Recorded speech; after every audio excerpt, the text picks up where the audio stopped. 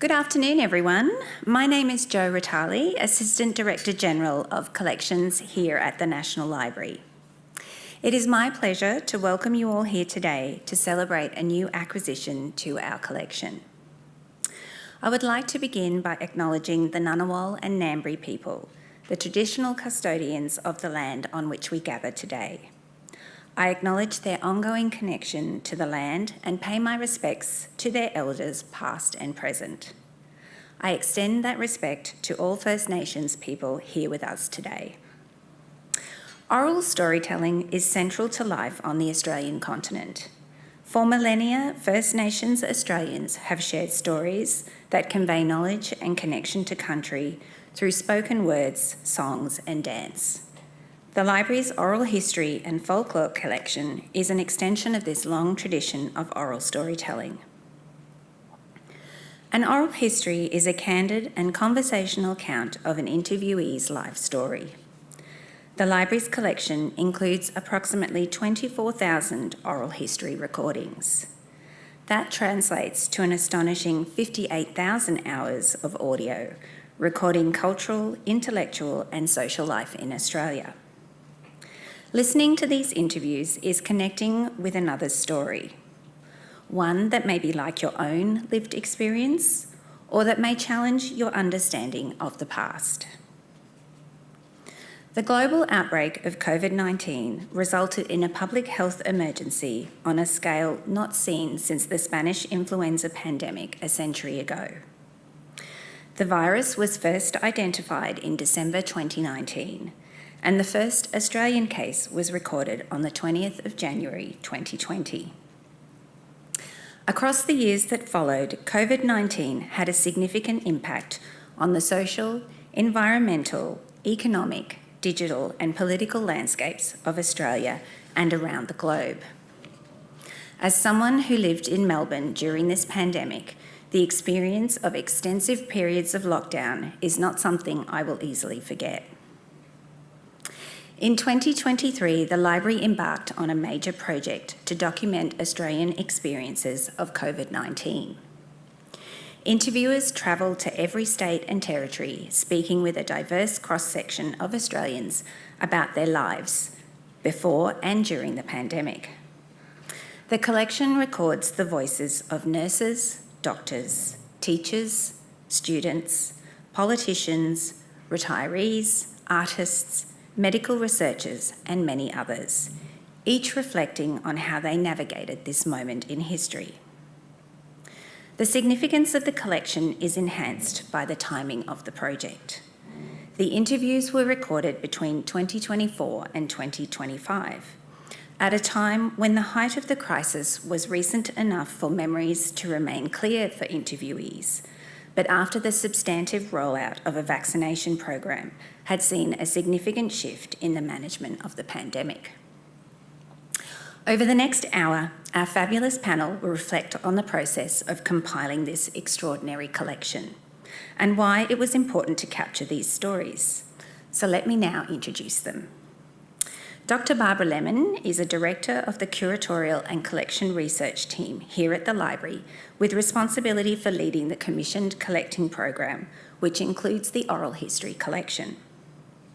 Bronwyn Ryan is the Assistant Director of the Commissioned Collecting Program, with curatorial oversight of major oral history and photography projects. Dr. Scott McKinnon now works as the Assistant Director in the Library's Rights Management Team, but was the Project Manager of the Responses to COVID-19 in Australia Oral History Project and is an experienced oral historian. Please join me in welcoming Barbara, Bronwyn and Scott.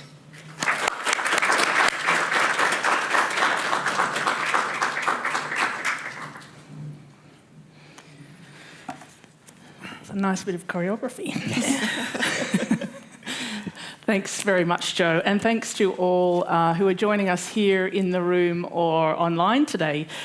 For those, a little bit of extra context, I guess, for those who are less familiar with the Oral History and Folklore collection here. We collect oral history recordings in a number of ways, but the majority of the collection is commissioned by the National Library, drawing on a pool of contracted oral historians around the country, and many of them are professional historians, but we also have former journalists, broadcasters, musicians, artists, scientists, you name it, all of whom have honed the craft of asking and listening within their particular field of expertise.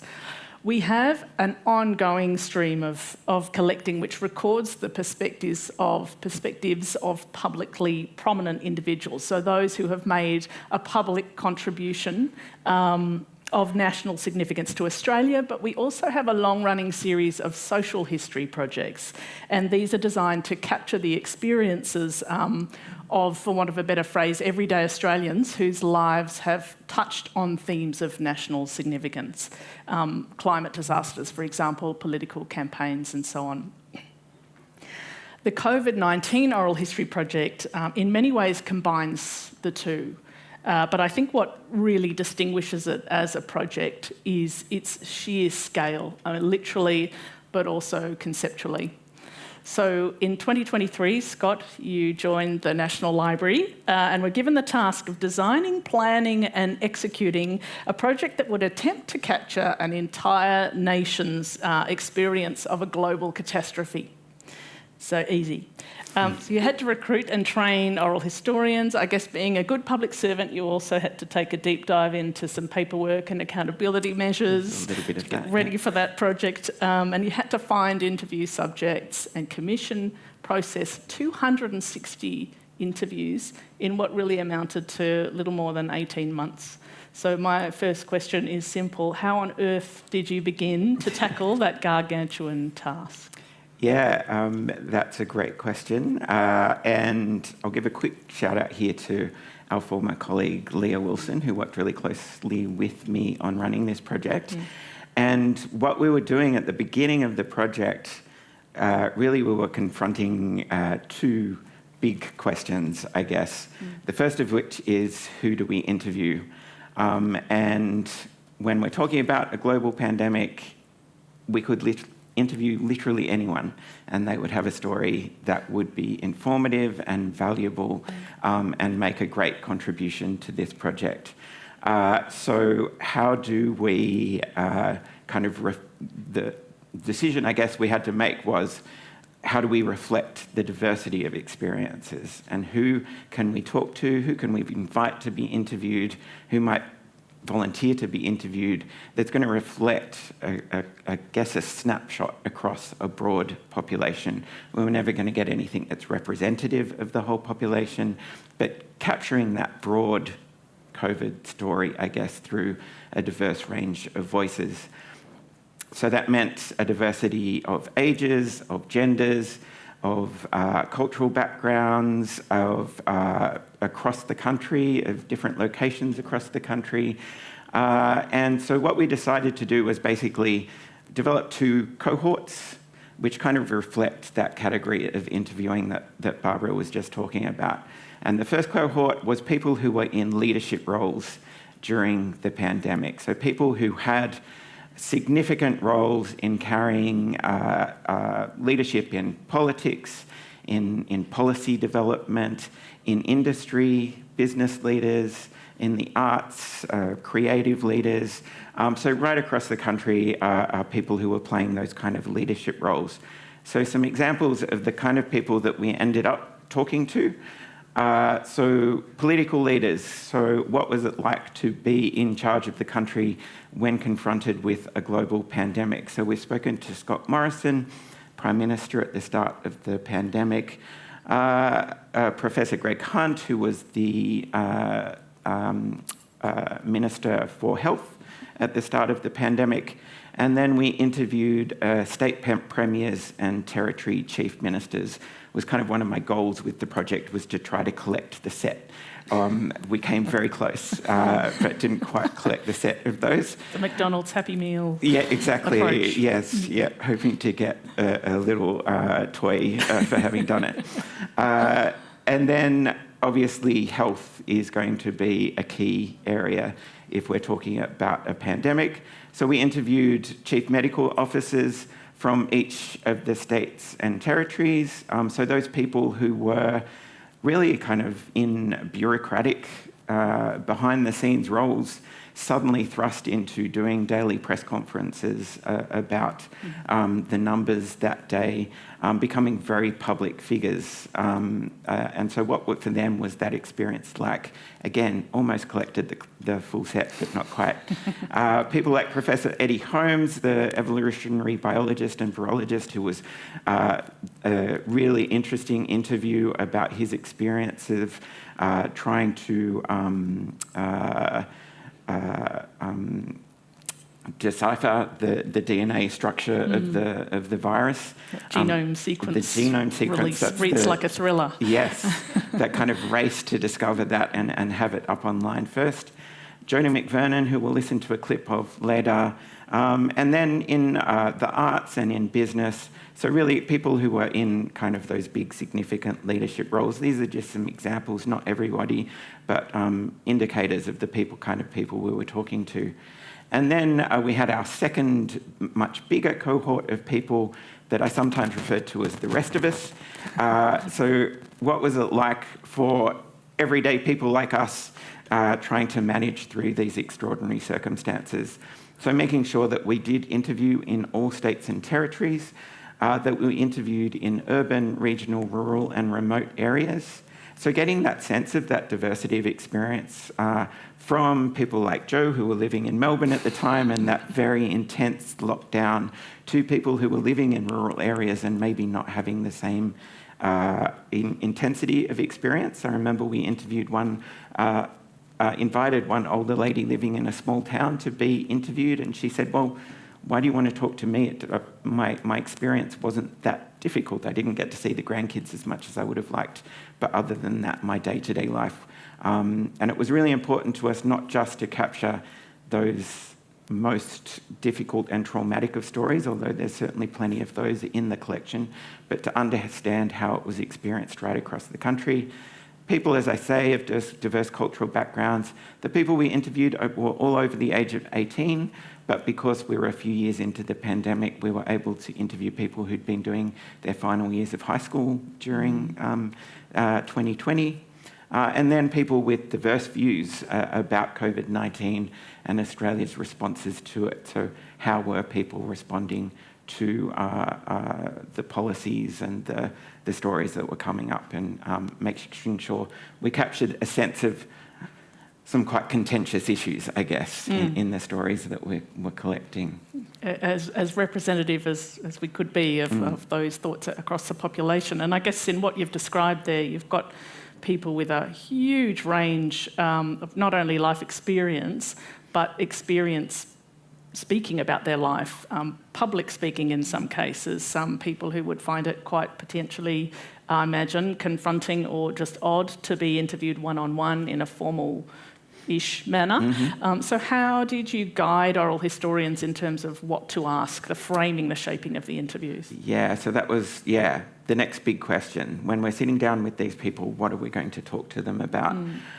So what we did was we set up some workshops here at the library to kind of brainstorm ideas, to brainstorm some kind of theories, some kind of themes that we could talk to people about. We don't, when we're doing oral history interviews, usually have a set list of questions that we're going to ask everybody.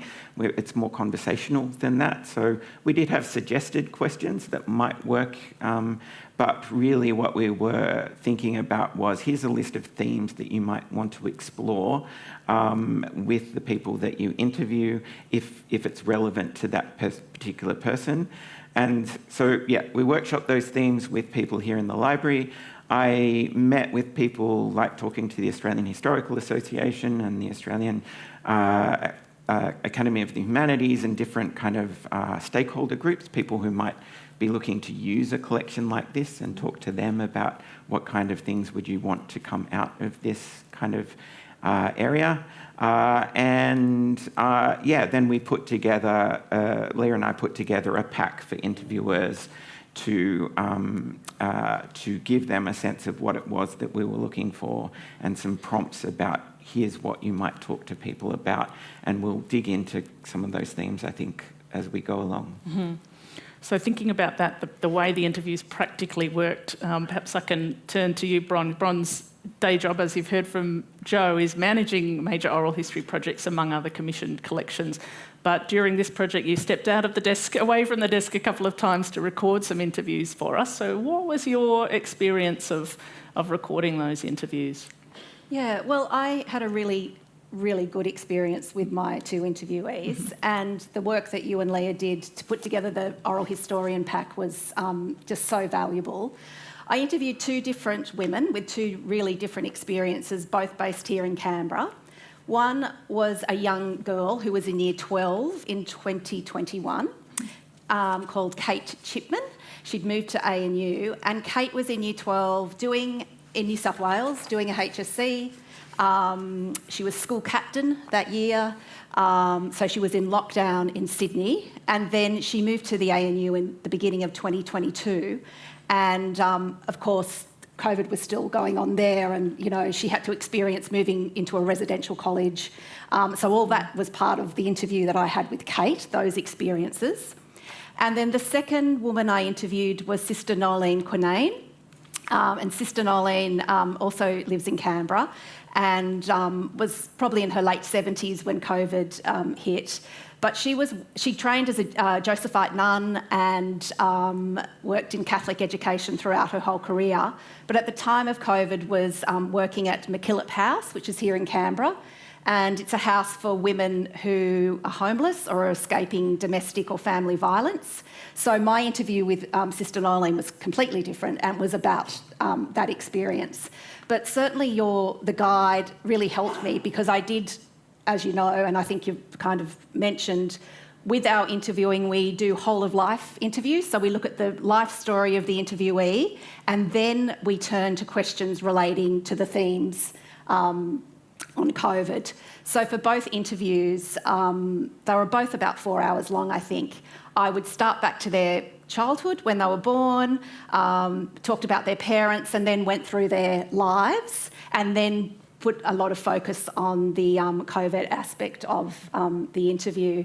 But someone like Kate Chipman, who was younger, of course, I was talking about school years and COVID at the same time. Mm-hmm. And then with Sister Nolene, we talked about her life and then her experience at McKinnon House. Yeah.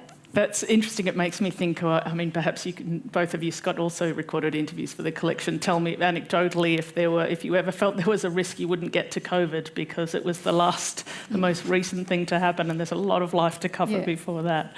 Yes, definitely. Yeah. I did think that. But I think the whole of life aspect's really important, because it made the COVID experience contextualised. It contextualised it, and it made it more relevant. So I'll give you an example with Kate, who I talked about. You discover through her life that she was very committed to her schooling. She worked really hard. She did a lot of extracurricular activities. So Year 12 was really important to her. So you sort of had that background. And so then when you went in with your questions around Year 12, you know how much it did impact her. That's what I found anyway. I don't know about you, Scott. Yeah. One of my interviews is coming to mind in someone who was working as an epidemiologist, and part of her work during the pandemic was to train contact tracers. So how do you kind of locate a person and track where they've been? So we had invited her to be interviewed because of that fascinating work that was so relevant to this project. But in the course of the interview, she reveals that she used to be a nurse, and used to be a nurse for Médecins Sans Frontières, and used to work in Sudan, setting up stations to feed malnourished children. So we have this extraordinary story of an extraordinary person talking about this work that she did in the most incredibly matter-of-fact kind of way. And so, one of the great pleasures of doing this kind of interviewing is that you discover these kind of remarkable stories. So you might think that you're interviewing on this theme, and I guess this comes up in every one of the projects that the library does.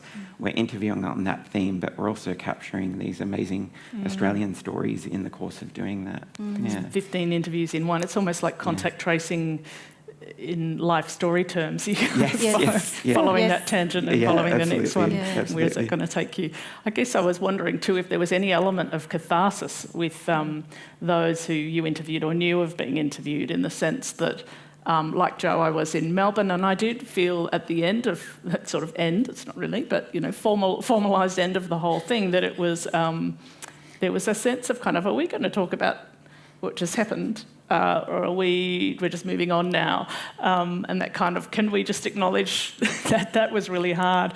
And I guess I wondered if some interviewees kind of welcomed the chance to debrief, maybe for the first time in full, with someone who was not only paid to, but interested to listen to that whole story. But were they ready to talk? Was there a sense of a bit too close still? Well, yeah, I found with the two women that I interviewed, they were very open to having the interview. They would say things like, I forgot that happened, or it's good to talk about this again. They didn't sort of say, this was too much. And I think they like talking about their life as well, and we established a great rapport.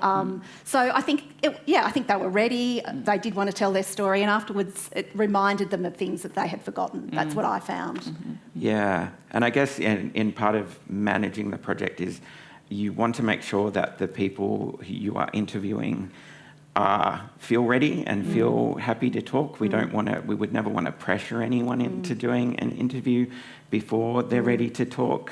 And yes, thinking about, so I worked on previously a project that the library did about the Black Summer bushfires, interviewing people around the Kabaga region about the Black Summer bushfires.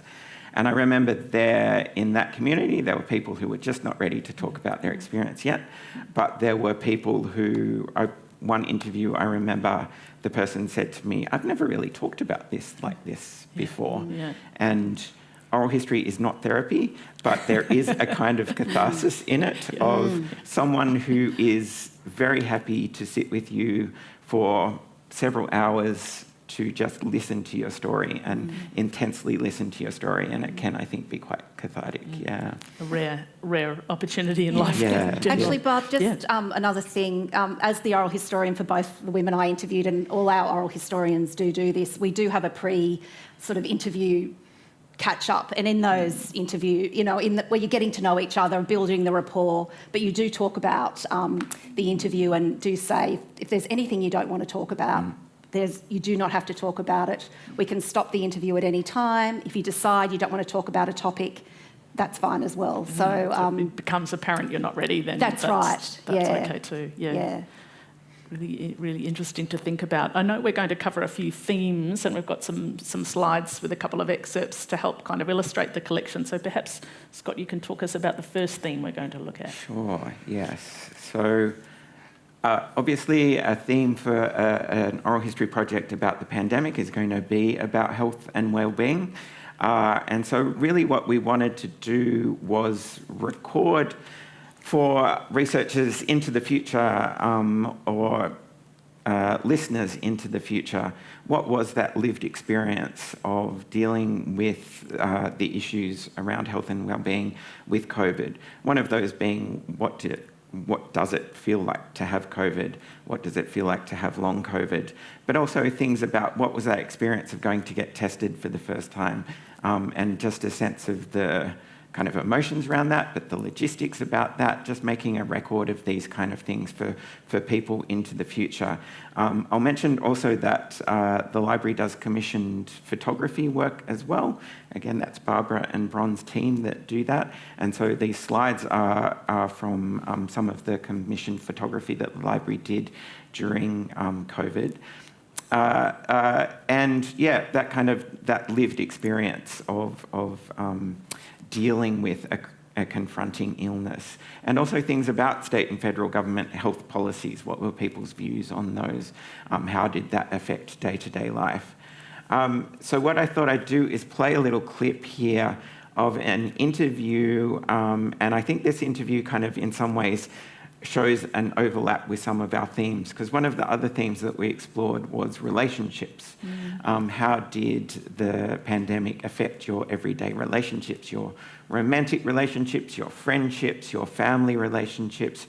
How did the borders that were so much a part of our lives impact that? How did these kind of issues impact on your day-to-day relationships with your family? And so this was an interview done by an interviewer and photographer and a zoo with a woman named Emma Harding. And Emma, at the beginning of 2020, was beginning her PhD in virology, which was kind of a remarkable point in time to be starting your PhD in virology.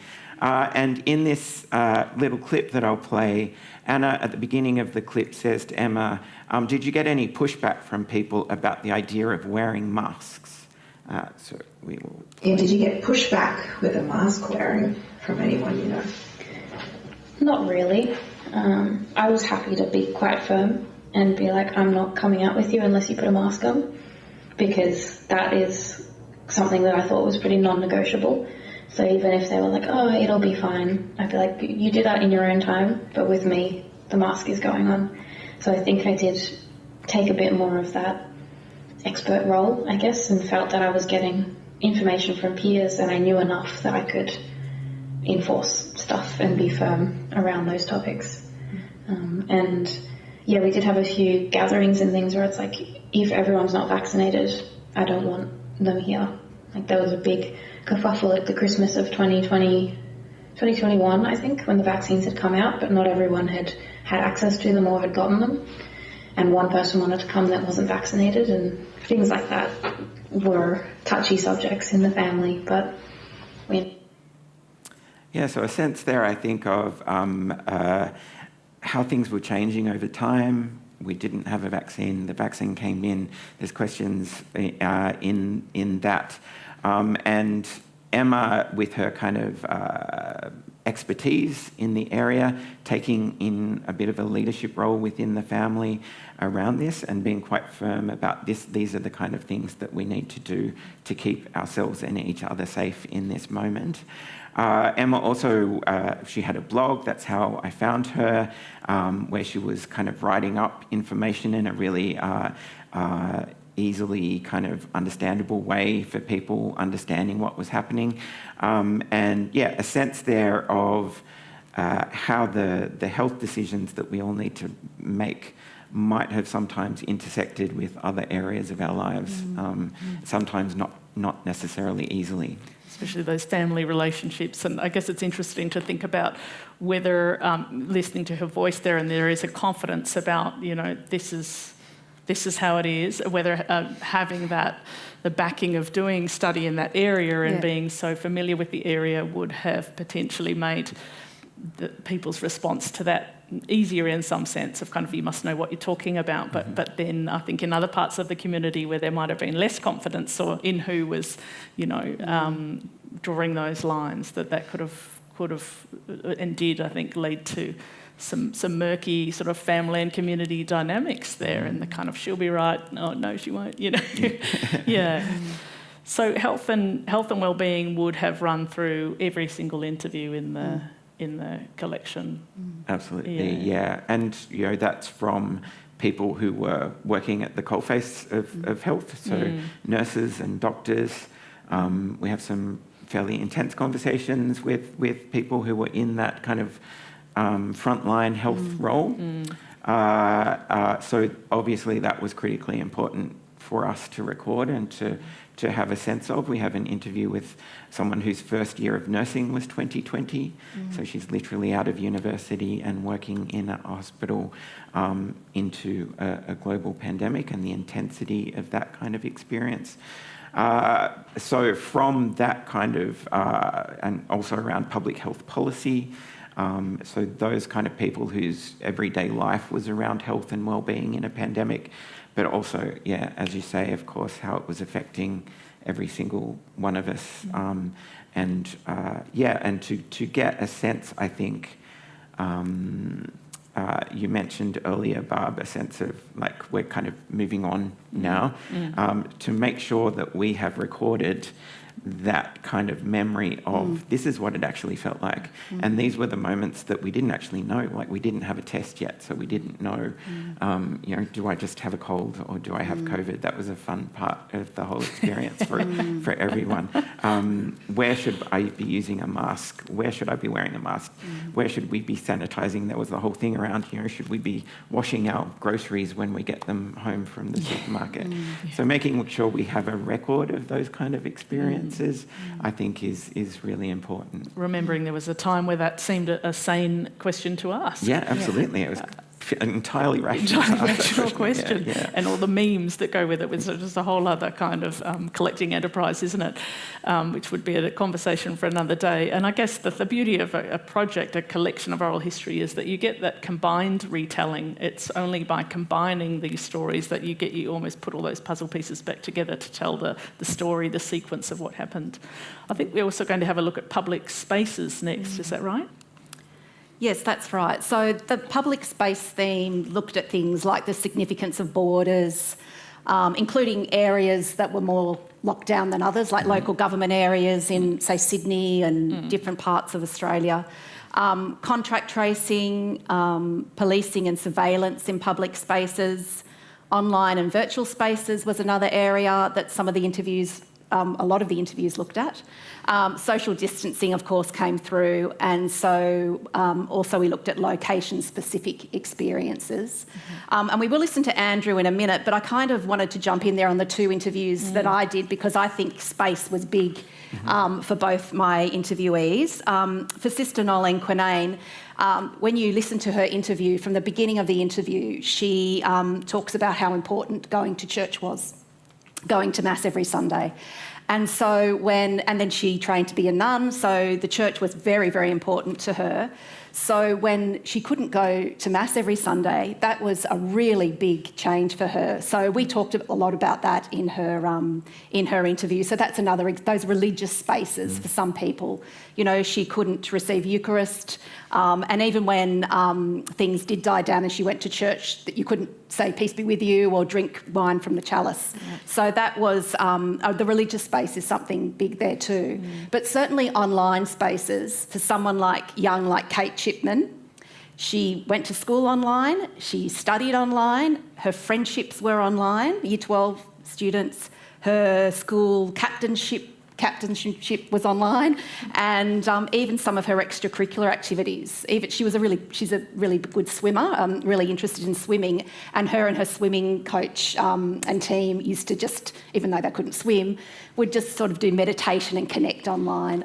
So I think they were important stories in the two interviews that I did. But Andrew's is another example here. Andrew Kopolov was living in London in about 2020 and moved to Australia in 2021. While he was living in London, he was living with 4 other Aussies, came back to Australia, and he'd been studying a Masters of Architecture, came back and was being a food delivery driver, and set up a gig workers hub for other food delivery drivers so they could have breaks between their deliveries. And he came back to Australia and started his PhD. And one of our great oral historians, Michael Green, interviewed Andrew and asked a question around, so when did you know this COVID thing was a real thing? And this was his reply. When you're like, oh, okay, this is a real thing, Well, again, it's difficult for me to place these things in time, but let's say an instance or an incident that was reflective of maybe the gravity of the situation. I remember that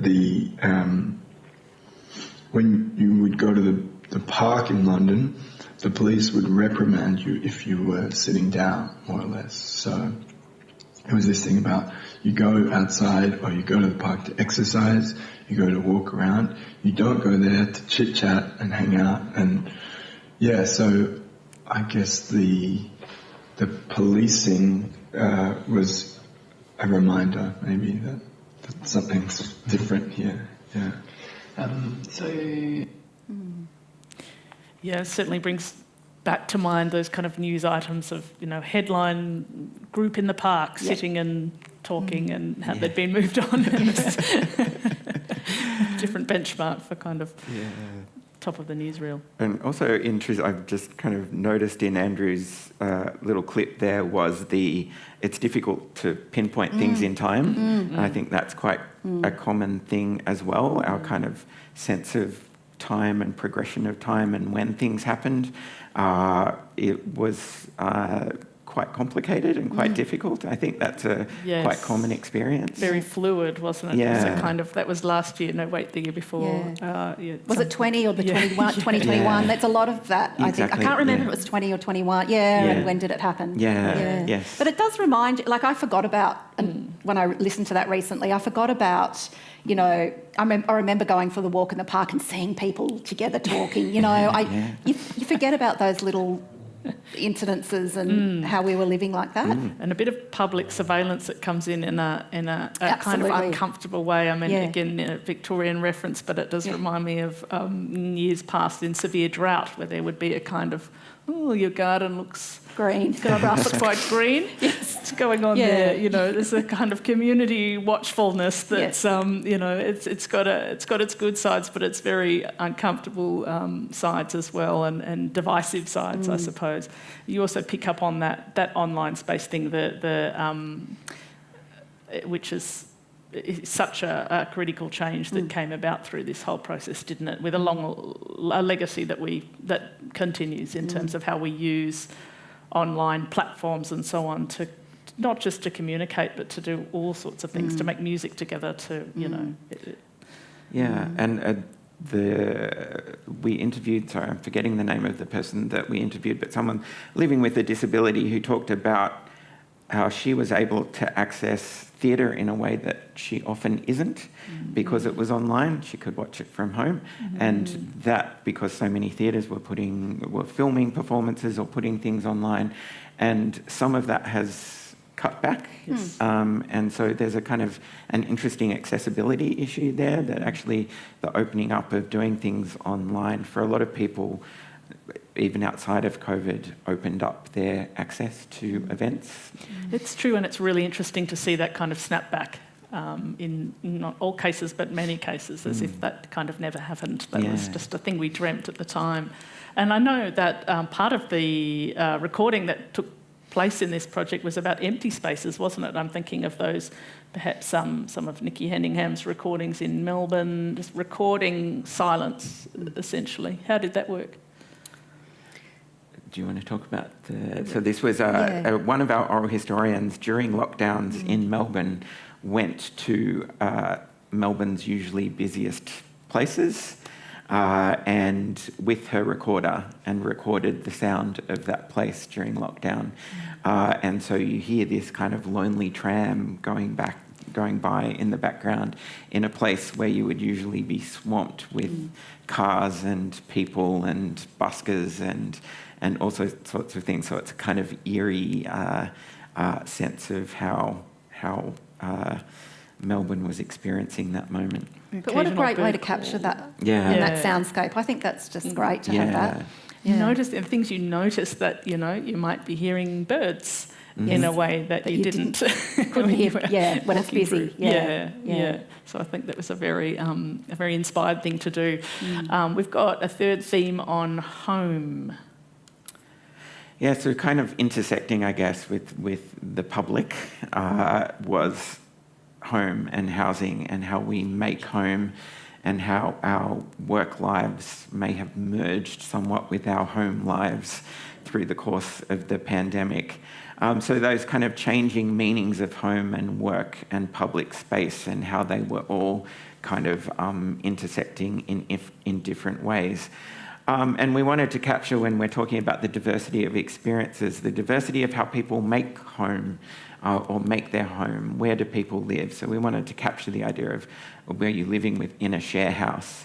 One interview I remember, a young person who was living in a share house, and they had to travel for work, and there was a COVID kind of breakout in the place that they were travelling to. And so they got back to their share house and all of their flatmates made them sleep on the balcony for at least a few nights until they knew it was okay. So what's the experience of living in a share house? Managing the kind of whose boyfriend or girlfriend gets to visit and who doesn't, and those kind of issues. Living in aged care, living in boarding houses, living in multi-generational homes. If you are all suddenly at home together all day, every day, how are you managing that experience together? So getting a sense of that was very much very important to us. The changes in renting and the housing market, experiences of moving house, and how did you move to a new home, or moving across borders, moving interstate, moving, returning from overseas, those kind of challenges. How did you create some privacy and some personal space for yourself in those moments?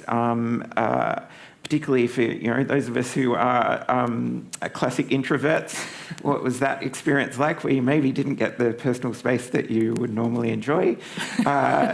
Gardens and green spaces and getting out into nature, and how you were able to do that. I mean, we all have a sense, I think, of the experience of being among trees and among nature is a kind of healing experience. But if you're locked off, if that's important to you and you're locked off from doing that, then that's going to be a big deal, or was a big deal.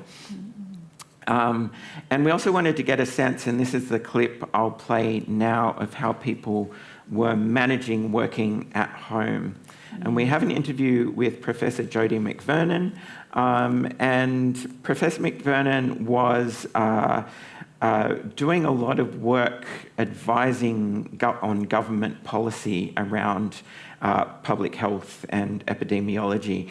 And so working incredibly hard, working incredibly long hours, developing policy, having data come in, and needing to respond to data as it comes in, the latest data, the latest information. How does this change what we were thinking about yesterday? And this is another interview by Michael Green talking to Jodie, and Michael asks some wonderful questions about, like, what was that experience actually like for you? And I think this is one of the nice things about oral history, is we can track down the policies that Professor McVernon was working on. We can find those records in other collections. But what oral history gives us is a sense of what was it actually like in that moment to be working on that, and how did that affect you and your family.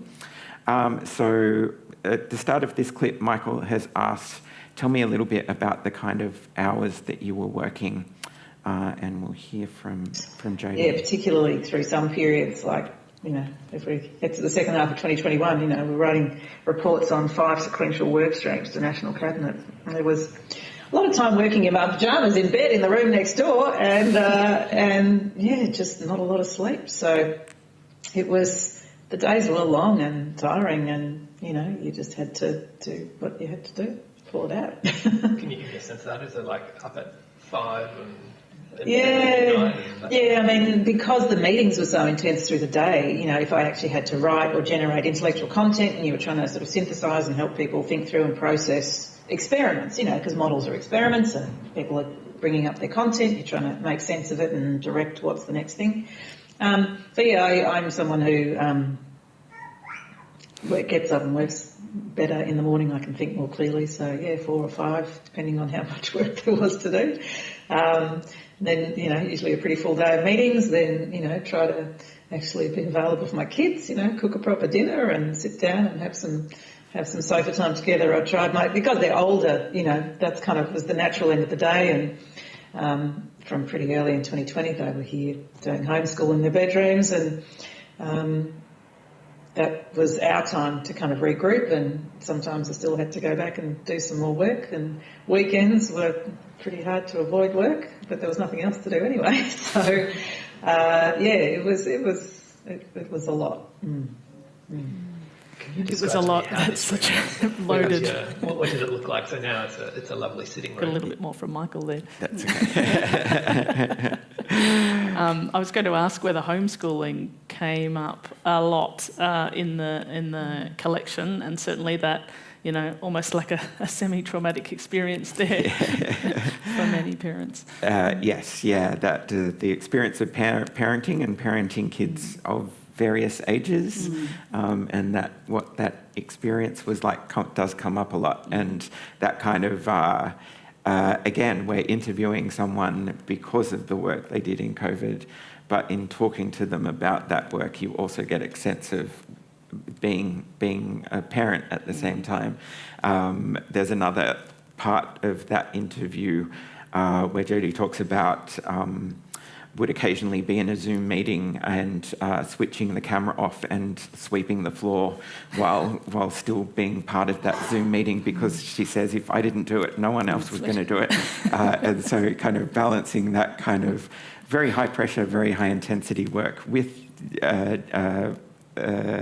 domestic responsibilities and trying to keep on top of your home that is also your workspace at the time. And you're constantly lived in home. I guess that's it, isn't it? There is no break. That's the relentlessness of it, the work and domestics crossing over. Actually, Kate Chipman, the young girl from Sydney, was in a 3-bedroom apartment with 2 younger siblings who were being homeschooled. Kate was doing Year 12 and her parents were there, so much going on in that house. But she did sort of say her bedroom with her desk was her space when we're talking about spaces and housing. That's it became the sanctuary. really, that was her sanctuary. Yeah. But it's interesting. Comes down to these tiny pockets that you can escape to and kind of draw a line around. That's your bit to sit on. I guess before we open up to the audience for some questions, I just wanted to give you both a chance to kind of add anything about the project from your point of view, or kind of observations or things you think we might have missed. I'm interested, for example, in differences in experiences across geographical boundaries, different states, different towns, where you were shaping how it was for you, but also, I guess, broader questions, maybe particularly for you, Scott, having that kind of overview of the whole collection. Not that obviously you've been able to listen to every hour of every interview of the 260, but what's your impression of humankind coming out of this, and how did we fare? Were we decent to each other? Do we think we can handle something like this again in a different way? Yes, it was something that brought out the best and worst, I guess, and you get these really beautiful stories of friendships and family and support that people were giving each other, which is a really lovely thing that comes out of. And you're talking about a global pandemic. It was the same with the bushfire project that I worked on. You get these lovely stories that come out of it. You get very funny stories that come out of it, and the way people find to laugh about things is really kind of powerful, I think, and kind of fun. I guess coming out of it and reflecting on it, and even listening to some of these again, and listening to you, Bron, talk about the interviews you did, something that I'm thinking about a lot lately, I guess, is this idea that we've kind of just moved on, and we've kind of been encouraged to move on, and we've all just been through something that was really intense and really difficult. And so I think there's a value in continuing to be kind to ourselves and others in our interactions. And I'm not sure if, there have been consequences on our politics and on our interactions with each other that I'm not sure yet, that I don't think we've kind of recognised possibly a consequence of living through a global pandemic of an order that we hadn't seen for a century. And so, continuing to be generous to ourselves and each other, I think. A good takeaway. The amnesia is fascinating, isn't it? And just how quickly that seems to the collective amnesia. And I guess I'm wondering, Bron, you might be noticing too whether these this subject, this period, but also the kind of vivid recollection, the willingness to go back and revisit and analyse will be there in future interviews. I know we used to joke about every interview from here on is a COVID-19 interview because it will be there in everyone's story from here on, but it will be interesting to see, won't it, how it's reflected upon, how it features or doesn't. Yeah, as the years go on, I think it will be. Yeah. But it's really interesting, and I was thinking about it with the interviews. You always think you're never going to forget a time. You know, when you're in it, I'll never forget that I had to do this, and I never forget.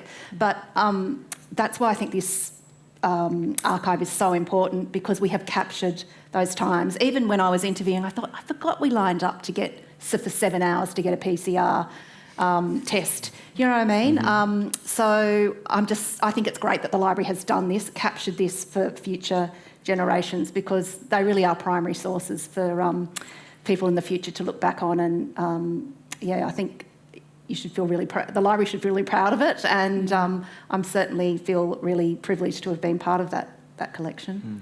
I agree, Bron, and I think it's only the beginning, isn't it, of the research potential. Absolutely. With what's there, it's an absolute goldmine. It's such a deep and rich archive. Who knows who will use it and for what purposes, but it's got so many stories. Yeah. And for people who do want to listen, there's already well over 100 of these interviews are online. You can listen to them online. We give people a choice about how accessible they want the interview to be. So some people can choose to close an interview for a period of time, or to set certain access conditions on interview. But there are a bunch of them up online now that we are very much hoping that people will listen and write about and do research into. Yeah. Perfect place to pause, I think, and we'll throw open to questions. I know we have a roving microphone, which we just ask you to use for the sake of the people online so they can hear your voice. We've got a question down the front, Nicole. Thank you. Blake. Thank you for that, and that was really great insight into the whole project. I'm interested, you spoke at the beginning about trying to capture the diversity of views. And a lot of the people who were probably the most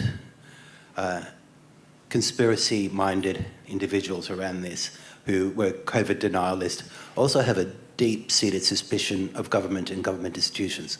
So I'm wondering how you went about approaching those individuals who already probably had their hackles up about being approached to speak about this topic.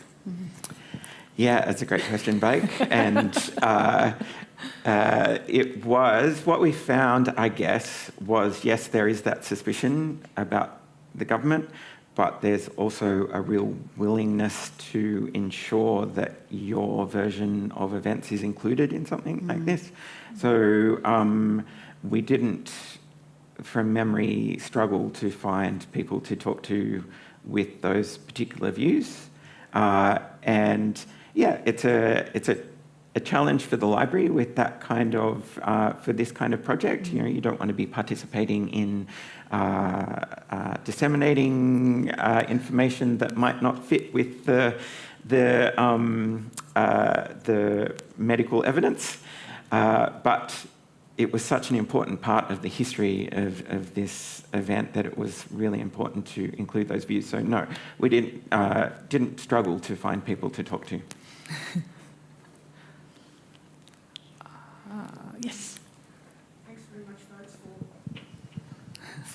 for your talk. I'm very interested in what you had to say.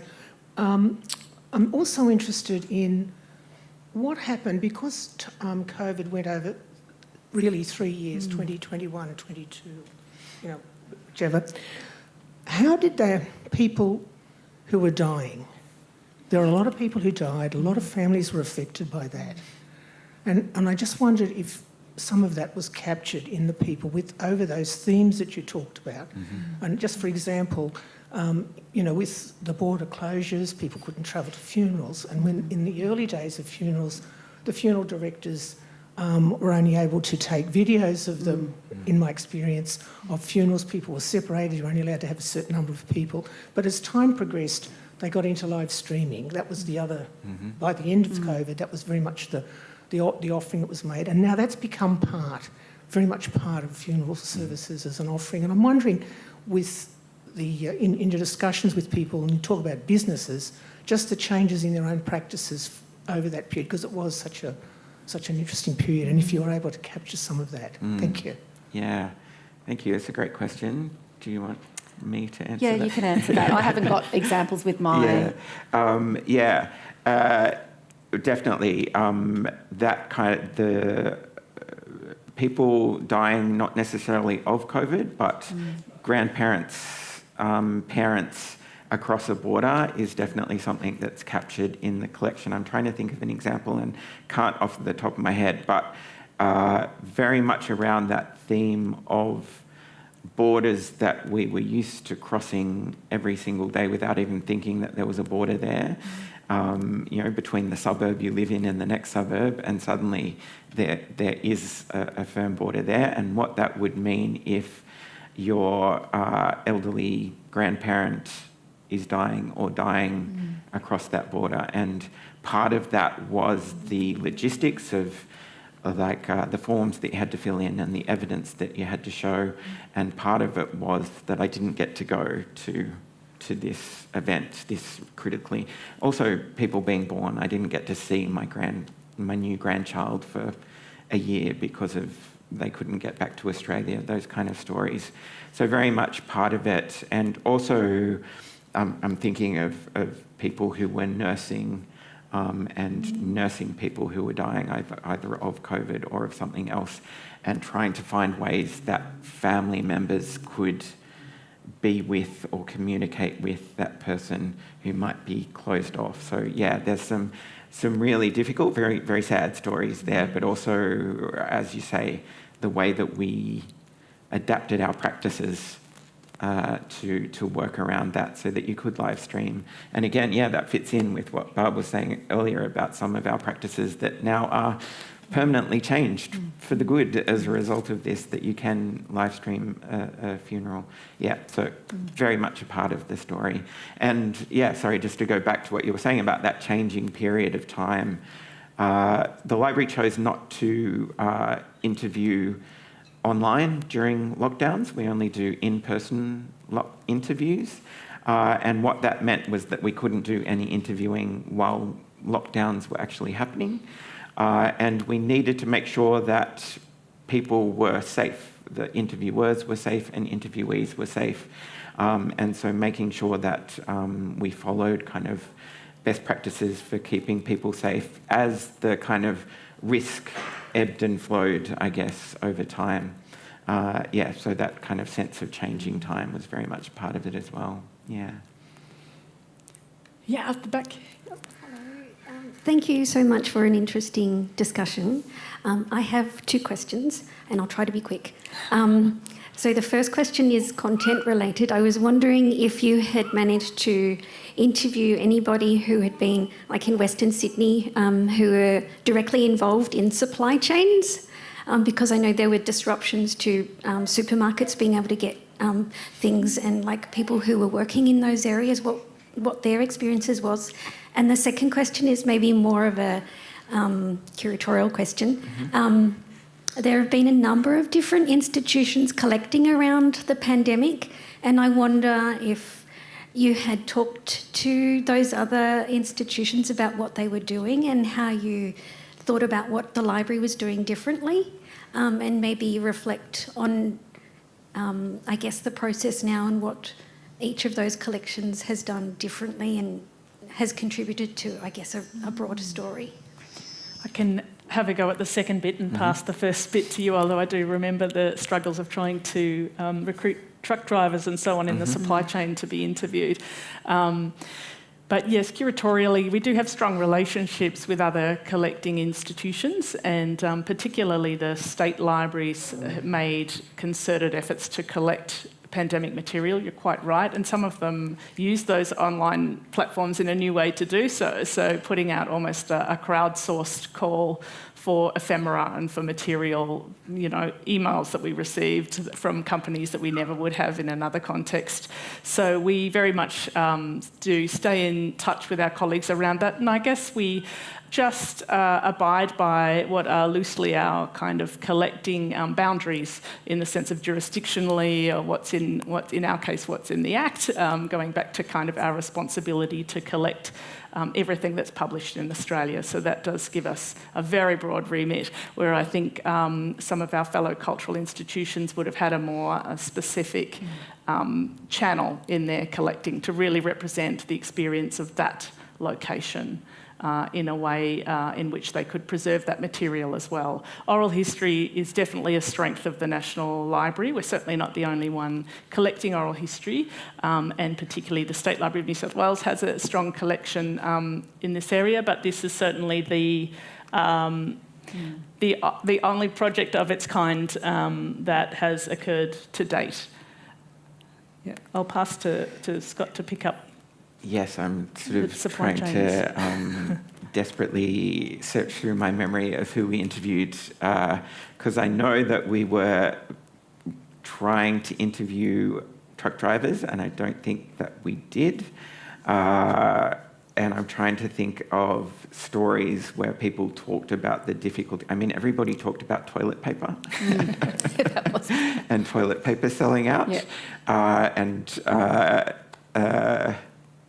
Yes. Interrupted retail supply chains. Yeah. It's almost incidental, isn't it? Everything. There were things, I think, that came up through interviews, like the experiences of funerals and death and dying, that you might not have even known was going to come up in that one until it did. Yeah. I'm trying to think if it came up in interviews with like small business owners, for example, who were struggling to get supplies or who were finding that things were more expensive, and so then costs go up for clients as well. So yes, it's in there somewhere and I can't remember where. This is where we need our transcripts to do a lot of keyword searching for all those research projects that are coming up. I think we've hit our time, so I'm just going to ask Jo to pop up and give you a last couple of messages before we wrap up.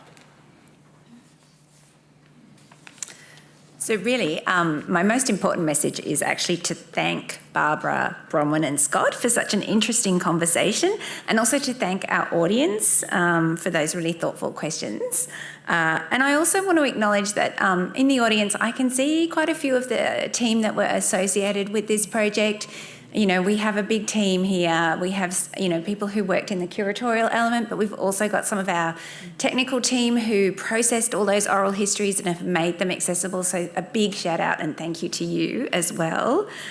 If today's discussion has inspired you, the library has a range of activities this August relating to oral history. So you can take a how-to workshop with oral historians Claudia Craig and Gerard Callanan, where you will learn the necessary tips and tricks to record successful oral histories. We will also have an oral history pod in the foyer, a quiet space for you and a friend or family member to interview and record each other, complete with sample questions to get you started. And finally, you can join Dr. Barbara Lemon, Dr. Shirlene Robertson, MC Trey and Dr. Barry York as they celebrate the launch of the library's new podcast, The Memory Tapes, and its accompanying book, and discuss lessons on humanity, memory and the art of listening. And all the details for these events are available on the library's website. So the stories that we've shared today, they reflect only a fraction of the interviews associated with this project. And as Scott said, there are many of these interviews that are available online, so please feel free to explore them after today. But everyone, have a wonderful rest of the day, and please join me again in thanking our panel.